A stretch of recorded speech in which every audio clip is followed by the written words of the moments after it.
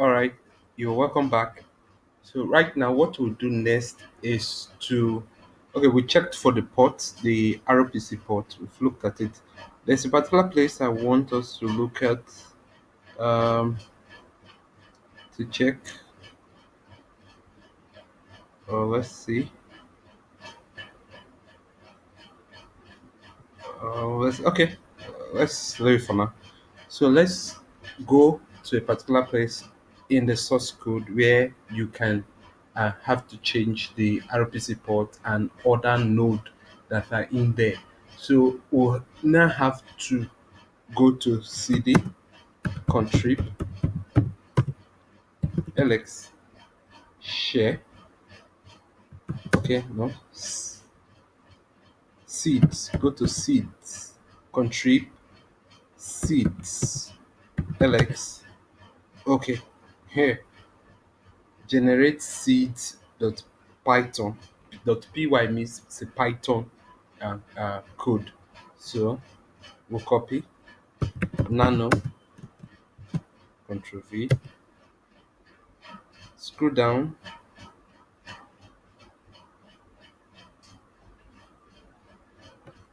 All right, change this to 28282 our port, then testnet port 28283. Save. All right. So then, if you look at this particular notes underscore main dot text, the text file, nano, you see various nodes running Bitcoin. Various nodes. Some might still be active, some might not be active. So we have to remove everything and put our own IP. Let's say we have 1 2 3 4 5 6 IP. You can put IP. Let's copy this particular IP. Let's do this. So we remove this. We have to remove this one. ROM means remove. Then let's say nano, control V. All right. So let's change this port. Uh, let's say our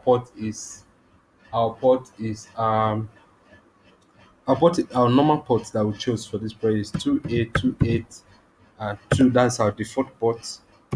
We change 28282.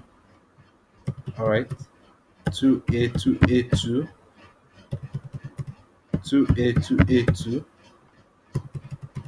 28282. Then we save.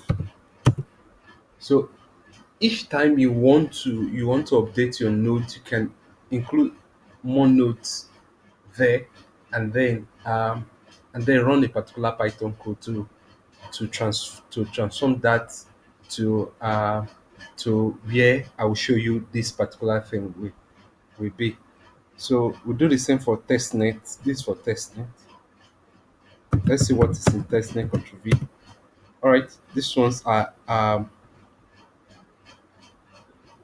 on your IP. They are IPs that you can trace them and all that. So let's remove it because you don't need their onion nodes. Let's remove it because we don't need it right now, but in subsequent time I can teach you how to do that. I'm going to teach you after this particular video on it on cryptocurrency.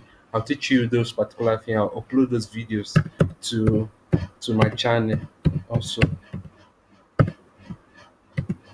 2323, oh sorry, 28283. Save. All right.